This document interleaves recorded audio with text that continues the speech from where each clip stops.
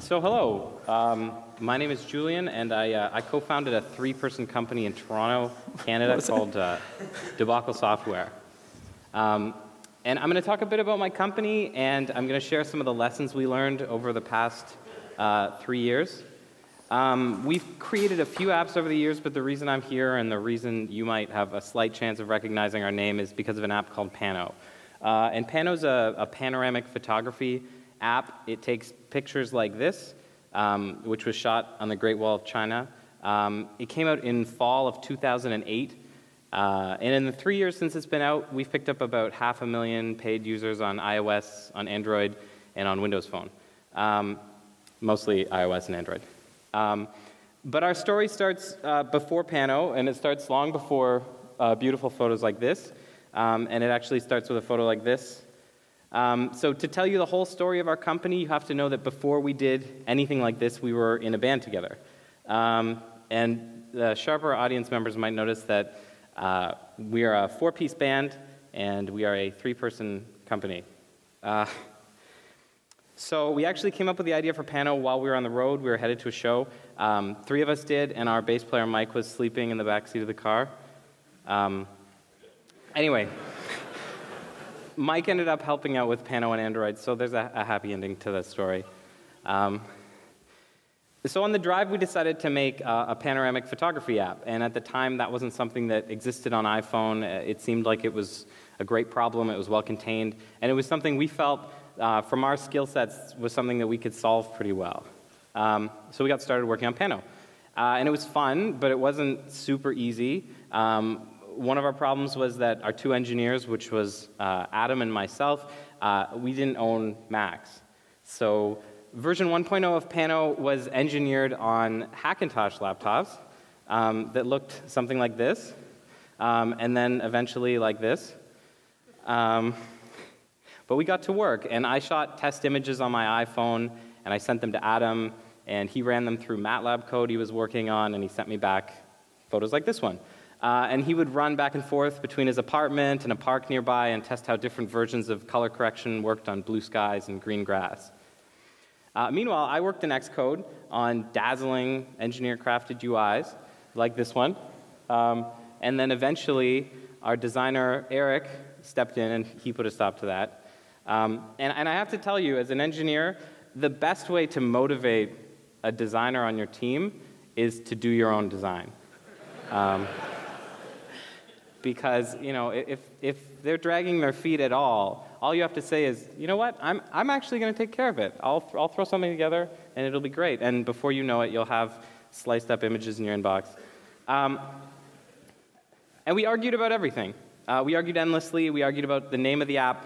We argued about where the buttons should go and how much to sell it for. We argued about how we wanted it to work and what would make it usable, what would make it beautiful. And we argued about who we wanted to use it. But we argued usefully, and we always arrived somewhere that was better than where we started.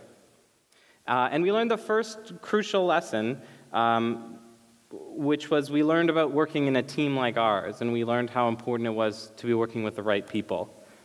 And a great team means a lot of things. It means people who have complementary and overlapping skills, people who act as multipliers to the work that you do, which is a fantastic feeling. And finally, it means people you can be creative and daring and critical with, people you trust, and those people are really hard to find. And I trust Eric and Adam on almost everything. I don't trust Adam with my laptop because he breaks them. But you may notice I didn't talk about arriving at a great idea. Having great ideas is great, but it's everything that you do after that idea that really counts. My guess is that most of you in the audience are full of great ideas, so that's not the problem we have anymore. The next thing we did, and we continue to do it to this day, is that we copied the hell out of everyone we could. And I don't mean we copied design or features, but we spent hours looking at companies and people we admired and trying to figure out what they did that we liked so much and how they did it. So let's put that up there as lesson number 2. And we copied tons of people. We looked a lot at how Apple solved problems, how an experience where you have to fiddle with options to get something to work is inferior to one where it just works. And we removed all the settings from Pano. And that's something I can tell you that broke our engineer hearts.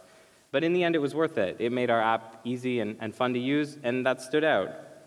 And we looked at companies like Panic, and we noticed how they make a point of communicating clearly with their customers. They don't talk to them like they're robots or they're idiots. Their communication was clear, and it was straightforward, and it resonated with people. And we looked around at people doing things we liked, and we judged our decisions against them. And so, after a month and a half, we released Pano 1.0, and it was a hit.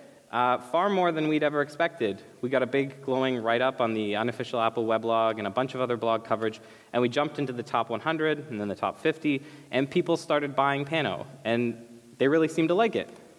And we went and bought ourselves Macs with our first check from Apple. And we hadn't realized that we'd done something else that was really important, and we were doing it without realizing it. And this lesson is the third one that I'm going to put up here, and I'm shocked at how often it gets overlooked. You need to tell people about your app, and you need to do it endlessly. And you need to tell them why you love it, and why they're going to love it, and you need to be excited and passionate and tireless about this, because there's a lot of noise out there. In our team, I was the guy who took that over, and I spent my time getting in touch with everybody from Engadget to Gizmodo to Wired. And here's a crazy little secret that I learned. If you make a great app, these publications might write about it, even your tiny little app. And there's a reason for that, which is there really aren't a lot of great apps out there. And I'm going to stop and make a little aside here, because this is really something you need to tell yourself when you're feeling down. When we launched in the fall of 2008, we thought we'd missed the App Store boat. I'm going to repeat that. 4 years ago, we thought we were too late to the party. The App Store was 4 months old at the time, which seemed like a very long time, and we'd all heard about the huge successes that some developers had already had. We figured all the good ideas were probably already taken. And I'm sure it's easy to feel that way today, but it's simply not the case. The people who have been up here today and been up here yesterday, they're proof of this, and there are still massive gaps in the App Store. There are a lot of great apps out there, but the pool of great apps is tiny when it's compared to the store at large. So this was an alternate title I was thinking of using for my talk, but I decided that it wasn't really appropriate. Okay, so back to our story. We've gotten lucky over the years with some great coverage, but Pano continued doing well even when we were not charting. When we're not on the front page of some blog, when we were not featured by Apple, we've had a really reliable baseline of sales that we've been able to count on. And we have to attribute that to our users. When we first launched, we started getting floods of emails, heaps of emails, I guess you'd say here. And that flood hasn't really stopped in 3 years. Those emails ranged from crazy in love with Pano to just crazy. And even the crazy ones were nice, like this one. So this is a guy who liked to sing "Make My Panorama Now" when he pressed the button. And when we changed the text, it screwed up the syllables of his song. But the lesson is people fall in love with your app. So we wrote back and suggested some other tunes that he could sing "Make My Pano Now" to. And I think the smartest thing you can do is you can talk to these users. For example, when you email support@debaclesoftware.com, our phones ding, and our girlfriends get mad, and we write back to every email we get.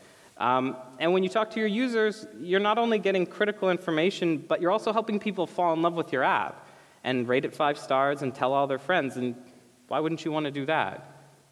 So that's the next lesson we learned. And this isn't just about responding to emails and to tweets. It really applies to everything you do. Every time you write your release notes or update your description or even craft the text in your app, you've got a huge opportunity to connect with the people who are using it. If this is how you're doing your update notes, you're wasting an opportunity.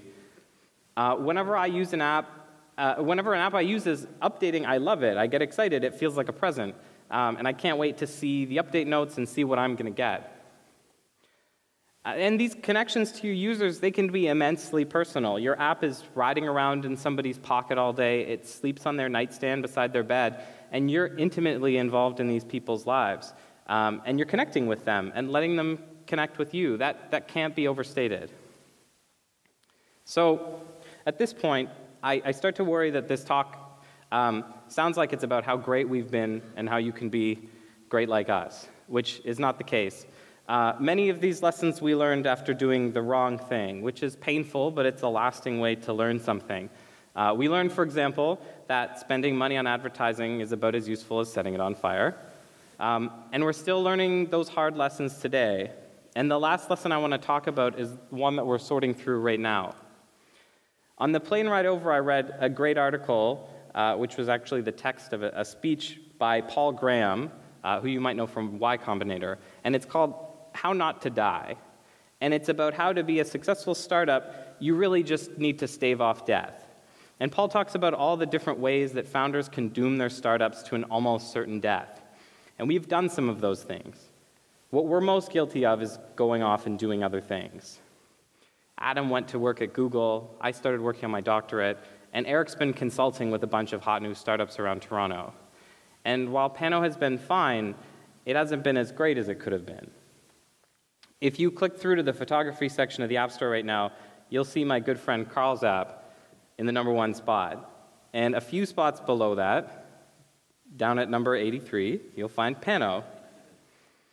And that's the latest mistake we've made. We never stopped, but we sure slowed down, and it took us a long time to learn this lesson, but we're learning it. For starters, I've finally admitted to myself that I like running my company a whole lot more than I like being a grad student. And there are some headaches to deal with. For one thing, I have an embarrassingly large number of these beautifully offset printed doctoral student business cards, which I'm happy to give out to anyone here. But those aren't a good reason not to do the things that you love. And I guess that's the last lesson I'll talk about today. Whatever you're doing, keep doing it. Because I can tell you that while being number 83 is fine, and it's a good living, being #1 is better. So don't stop, and don't die, and talk to your users, and work with great people, and copy the things that make you fall in love. And everything will probably be great. Thank you.